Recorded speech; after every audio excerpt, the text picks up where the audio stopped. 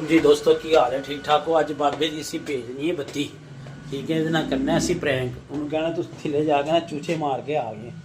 वैसे खा ली रोटी?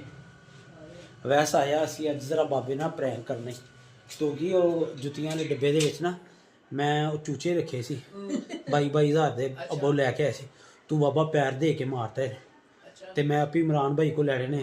तू मैनू कि बार बार मैं दो बहन मैनू मैं दो है।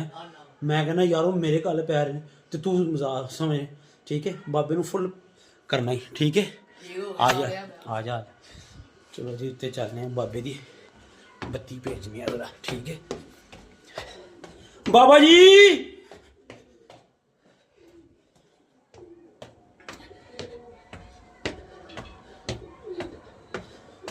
अस्सलाम वालेकुम।